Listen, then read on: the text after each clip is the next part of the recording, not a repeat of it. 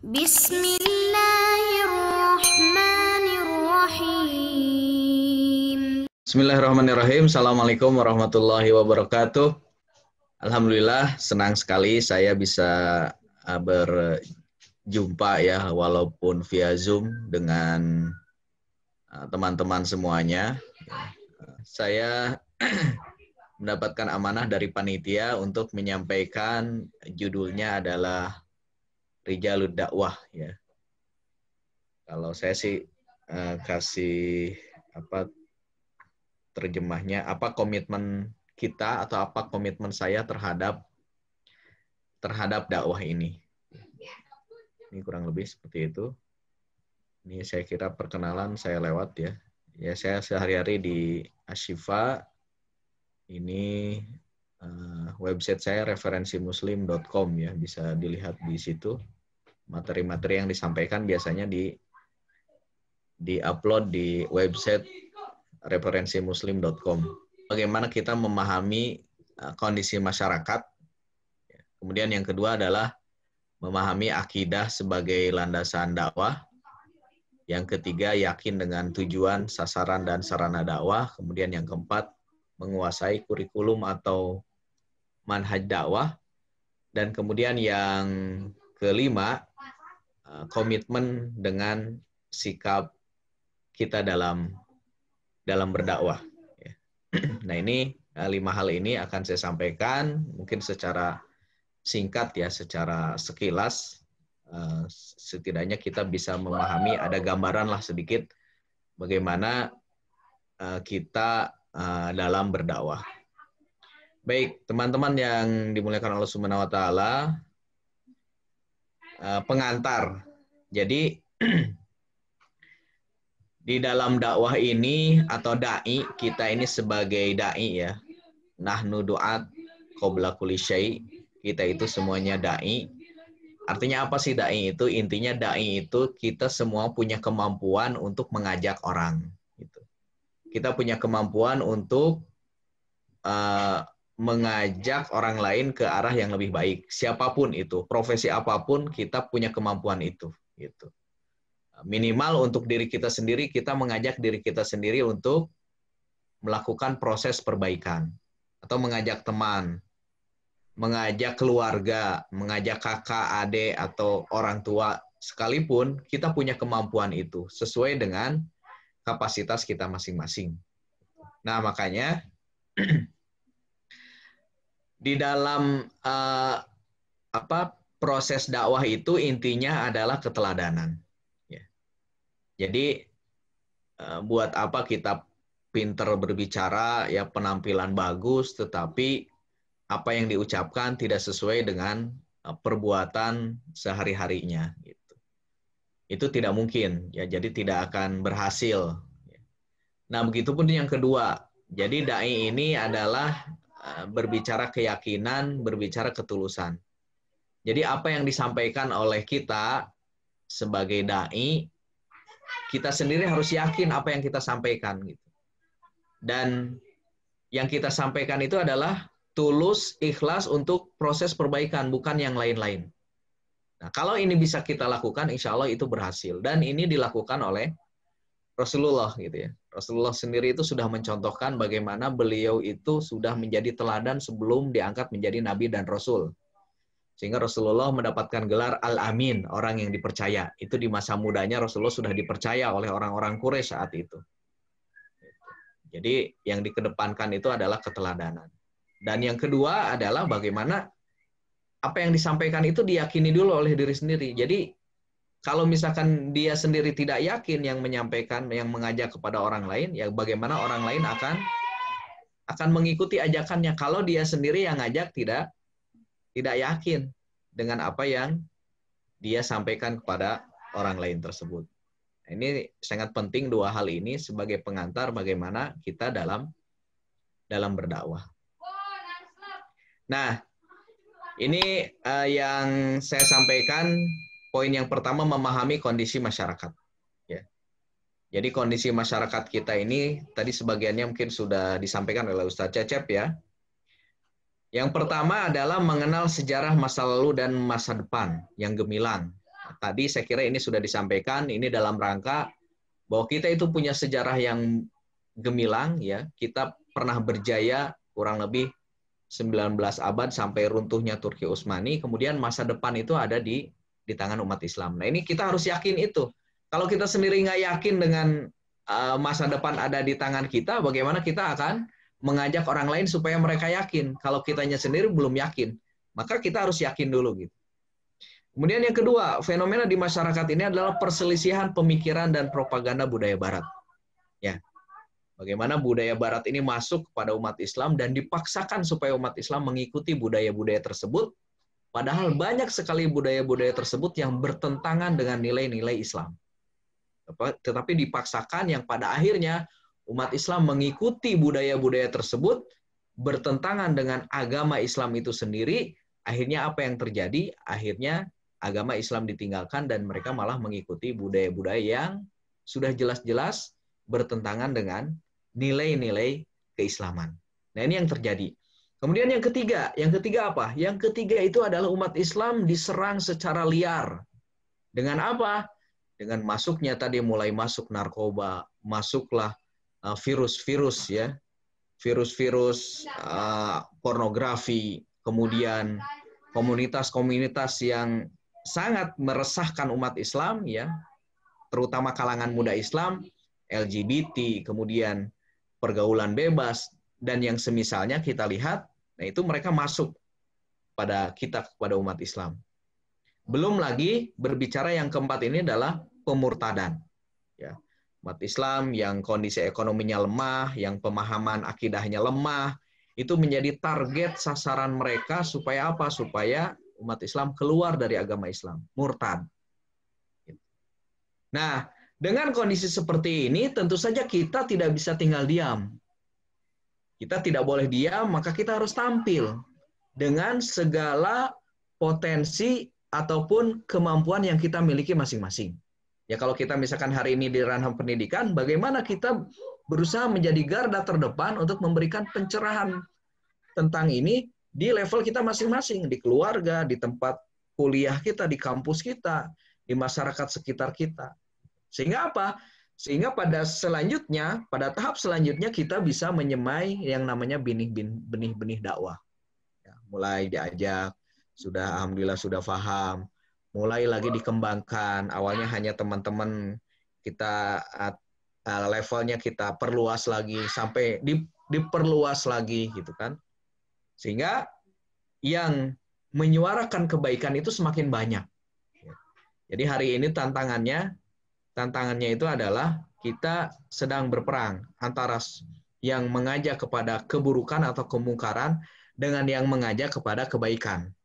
Nah, mereka itu begitu gencar yang mengajak kepada kemaksiatan, keburukan, kehancuran. Generasi muda itu begitu gencarnya mereka melakukan kegiatan-kegiatan yang dikemas sedemikian rupa menarik, sampai biayanya juga bisa dikatakan unlimited. Sementara kita yang menyeru kebaikan diam saja, ya sudah. Akhirnya yang terjadi adalah kita lihat yang mendominasi adalah mereka-mereka yang mengajak kepada kemaksiatan. Di antara sebabnya adalah karena orang-orang soleh ini, orang-orang yang baik ini diam, dia tidak bergerak. Maka saya mengajak di forum ini, bagaimana kita terus melakukan kegiatan-kegiatan kebaikan, kita masifkan, ya, sebagaimana misalkan kegiatan hari ini sangat luar biasa, ya. Nah, kita rutinkan terus, skalanya kita perbesar, sehingga yang menyuarakan kebaikan itu semakin banyak. Dan secara otomatis kan begitu. Kalau misalkan yang menyuarakan kebaikan lebih banyak, otomatis yang menyuarakan kemaksiatan itu lama sedikit demi sedikit akan kecil gitu. Tapi kalau kita diam, itu kebalikannya, nanti yang akan menguasai itu adalah yang menyuarakan kemaksiatan, keburukan, kejahatan gitu. Seperti itu, ya. Nah, selanjutnya teman-teman, ya, ini yang kedua ini adalah memahami akidah sebagai landasan dakwah, ya. Artinya motivasi kita mengajak kebaikan itu landasannya adalah akidah. Jadi landasannya ini sangat kuat, karena akidah ini sebagai tiket untuk kita bisa masuk surganya Allah Subhanahu wa taala. Ya. Kita lihat ya poin-poinnya. Akidah sebagai titik tolak dakwah. Sudah jelas ya. Jadi kita berdakwah itu adalah karena kita ingin mengajak sebanyak-banyaknya supaya sama-sama nanti masuk surganya Allah Subhanahu wa taala. Terutama diri kita, keluarga, teman-teman dekat kita kan ketika nanti kita di surga, kita nggak akan rela teman-teman dekat kita selama di dunia ini teman bermain, teman diskusi, ya mereka berada di neraka. Enggak, kita tidak akan rela itu. Makanya kita sama-sama terus kita ajak supaya sesuai dengan target kita yaitu masuk surganya Allah Subhanahu wa taala. Begitupun metode Al-Qur'an mengajarkan akidah itu adalah lebih kepada metode langsung praktek. Jadi tidak terlalu fokus ke teoritis gitu. Akidah itu dipraktekkan sebagaimana Rasulullah mengajarkan kepada sahabat di awal-awal periode di Mekah. Itu bagaimana Rasulullah itu mengajarkan akidah kepada Bilal. Bilal itu baru berapa hari masuk Islam, kemudian disiksa oleh majikannya, tetapi bisa mempertahankan akidahnya. Dan itu konsep pembelajaran akidah yang dilakukan oleh Rasulullah. Tidak banyak teori, tapi langsung praktek. Yang ketiga, kembali kepada Al-Quran dan As-Sunnah. Sudah jelas ya, Al-Quran Sunnah adalah merupakan referensi utama umat Islam. Dari yang mulainya misalkan belum lancar ngaji, belajar kita. Bagaimana supaya ngaji kita lancar. Sudah lancar ngajinya, tingkatkan. Kita bisa memahami apa yang kita baca. Sudah paham apa yang kita baca, tingkatkan. Kita mulai menghafal. Sampai akhirnya kita betul-betul menjadikan Quran ini sebagai sumber utama untuk kita sebagai umat Islam. Al-Quran dan As-Sunnah. Terus menegakkan prinsip Islam yang komprehensif. Ya, nah ini sangat penting ya, bahwa Islam itu bukan hanya sepotong-sepotong seenaknya, saya pinginnya yang ini, enggak. Tapi kita berislam itu secara komprehensif, secara menyeluruh. Dari mulai hal-hal yang kecil sampai hal-hal yang besar, itu kita praktekkan, kita berusaha mempraktekkan ajaran Islam tersebut. Ya. Nah, teman-teman yang dimuliakan Allah Subhanahu wa taala, ini kalau suara saya nggak jelas, nanti mohon dipotong ya, di-cut. Masih jelas suara saya? Jelas, Pak, jelas. Oke. Nah, ini saya sekilas prinsip dakwah ya. Nah, prinsip dakwah kita, ya, bisa teman-teman lihat ada 7 ya. Bisa kita lihat pertama bahwa dakwah kita adalah dakwah tauhid. Mengajak kepada Allah Subhanahu wa taala, bukan ke yang lain-lain. Yang kedua, dakwah kita menegaskan kembali bahwa Al-Quran dan As-Sunnah ini merupakan sumber utama agama Islam. Yang ketiga, kita sangat menolak yang namanya praktek-praktek atau praktik-praktik perdukunan paranormal, ya, prediksi-prediksi hal-hal yang gaib, itu kita sangat menolak hal itu karena itu bertentangan dengan akidah. Yang keempat apa? Kita menentang terkait dengan bid'ah, khususnya bab akidah dan ibadah, ya, itu karena bertentangan dengan syariat. Yang keempat, kita sangat menghormati, mencintai orang-orang soleh, termasuk kita meyakini bahwa orang-orang soleh ini mendapatkan kelebihan dari Allah berupa karomah. Itu ada, secara proporsional tentu saja ya, tidak mengkultuskan, tetapi kita menghormati itu. Yang kelima, meyakini bahwa Islam ini adalah pedoman hidup kita. Yang keenam ya, meyakini Islam ini sebagai pedoman hidup kita. Dan yang ketujuh, menjadikan akidah ini sebagai pondasi untuk beramal. Oke, saya percepat ya. Nah, yang pertama tadi mengenal masyarakat. Kemudian yang kedua adalah landasan dakwah kita itu adalah akidah. Ya. Kemudian yang ketiga adalah apa sih sebenarnya tujuan kita berdakwah? Ya. Mengajak ini tujuan kita apa? Gitu. Dengan fenomena-fenomena yang tadi ya, fenomena kita terpecah belah, fenomena-fenomena kita sering disudutkan, ya, dibilang teroris, dibilang radikal atau apalah istilah-istilah yang lainnya. Ini fenomena-fenomena yang hari ini kita mengalami itu. Nah, sebenarnya dakwah kita apa gitu. Nah, dakwah kita itu kalau kita lihat ada tujuan umum, tujuan khusus, dan tujuan tertinggi. Tentu saja kalau tujuan tertinggi bahwa dakwah kita itu adalah dakwah ilallah, ya, mengharapkan hanya keridhaan dari Allah. Allahu ghayatuna. Nah, tujuan umumnya apa? Nah, kalau dakwah ajakan secara umum ini sebenarnya kata kuncinya ada dua. Yang pertama adalah bahwa kita menyampaikan al-Islam ini betul-betul sebagaimana yang disampaikan oleh Rasulullah. Islam rahmatan lil alamin. Artinya memberikan kontribusi positif kepada masyarakat untuk kemajuan masyarakat. Itu yang pertama.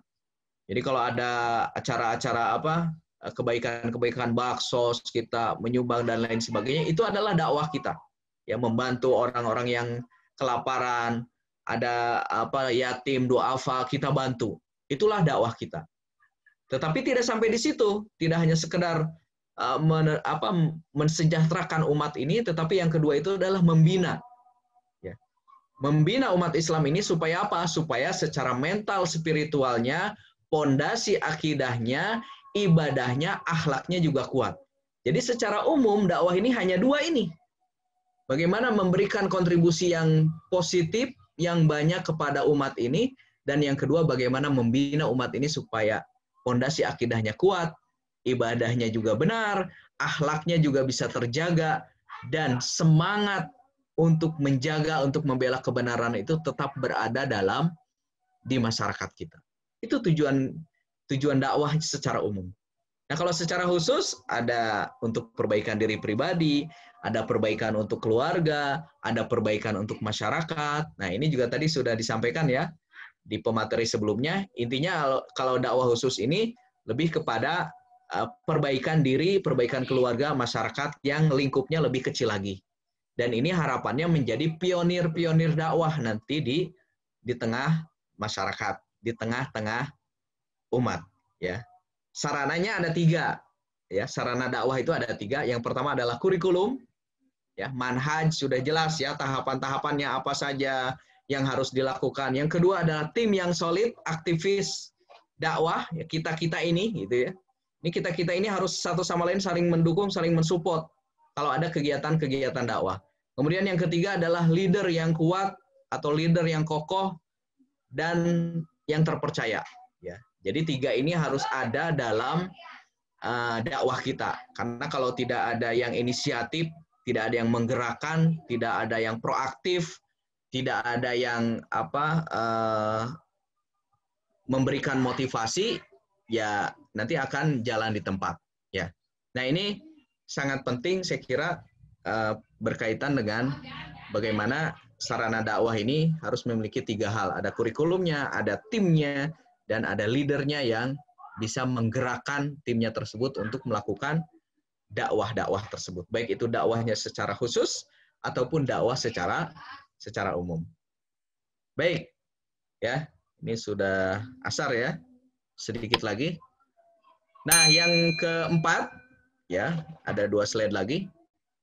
Manhaj dakwah, apa sih sebenarnya manhaj dakwah kita? Manhaj dakwah kita itu adalah Islam yang komprehensif. Itu ya, Islam yang integral, Islam yang komprehensif, Islam yang memiliki wawasan yang luas. Bukan Islam yang parsial, sepotong-sepotong, setengah-setengah, bukan Islam yang hanya diambil sebagiannya saja. Tidak. Jadi manhaj kita itu adalah manhaj Islam yang komprehensif, yang lengkap sebagaimana diajarkan oleh Allah Subhanahu wa taala melalui Rasul-Nya yang sudah disampaikan semuanya kepada umat Islam ini. Ya. Nah, yang terakhir ya. Yang terakhir, komitmen dengan sikap dakwah kita. Seperti apa di lapangan komitmen ataupun sikap dakwah kita? Kita akan berkolaborasi dengan siapapun yang mengusung yang namanya kebaikan atau kebenaran. Itu yang pertama.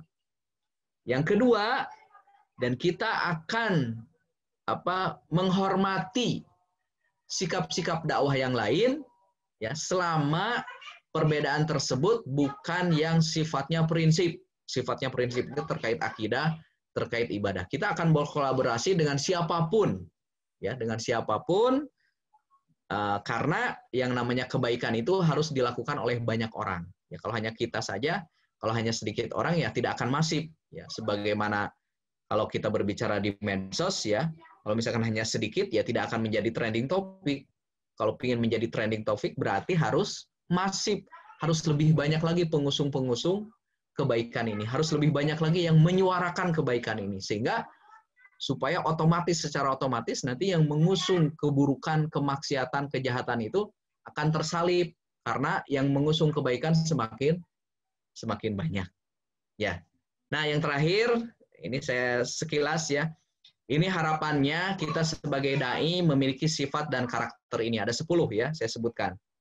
Bahwa kita sebagai dai itu harus proaktif, ya, jangan diem, ada sesuatu kita aktif gitu, apa yang bisa kita lakukan. Kemudian sebagai dai kita harus memiliki kemauan yang kuat, ya. Ya, kalau tidak punya keinginan ya bagaimana kita akan mengajak orang lain.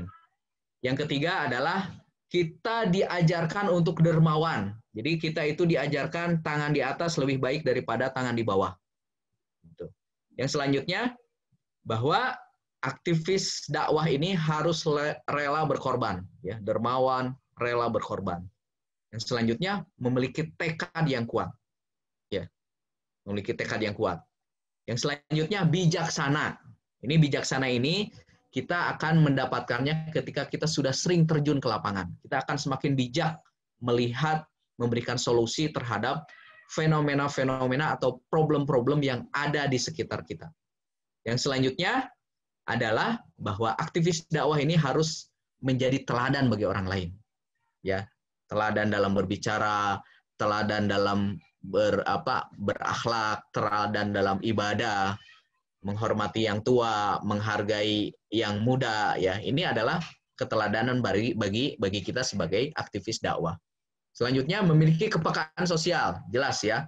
Kita tidak boleh diam ketika ada tetangga kita yang kesulitan, apapun kita bantu gitu, semampu yang kita bisa lakukan. Karena harus memiliki kepekaan sosial. Yang selanjutnya adalah mengoptimalkan seluruh potensi yang dimiliki. Ya, kalau misalkan kita sebagai mahasiswa sekarang ataupun sebagai dosen, apa nih kontribusi saya yang bisa saya berikan dengan profesi saya hari ini, dengan potensi yang saya miliki, apa yang saya bisa berikan untuk Islam ini? Itu silahkan, bebas, sangat banyak. Ya, fasilitas yang kita miliki hari ini, kita infakkan, kita wakafkan untuk Islam, dan insya Allah itu menjadi amal jariah buat kita semua. Selanjutnya adalah aktivis dakwah itu lebih suka beramal daripada berdebat. Iya. Jadi dia itu orientasinya itu bekerja, orientasinya itu beramal, ya. Jadi langsung ada permasalahan, langsung ini problemnya apa, ini solusinya ini. Misalkan kita lihat ada tetangga, langsung kita berikan solusi-solusi. Jadi proaktif, bisa langsung action di lapangan, tidak banyak teori, karena itulah yang dilakukan oleh siapa? Oleh teladan kita, ya, panutan kita, yaitu Nabi Muhammad Sallallahu Alaihi Wasallam. Ya, baik. Itu saya kira yang bisa kami sampaikan, ya, pembahasan Rijalud Dakwah, apa komitmen kita terhadap dakwah ini, apa komitmen kita terhadap Islam ini. Ada 5 poin, ya, tadi mudah-mudahan ini bisa menjadi motivasi, ya, khususnya buat saya pribadi, dan sama-sama kita actionkan, kita amalkan, mulai dari diri sendiri, keluarga, masyarakat, bahkan nanti bisa lebih luas lagi bangsa dan negara. Demikian. Assalamualaikum warahmatullahi wabarakatuh.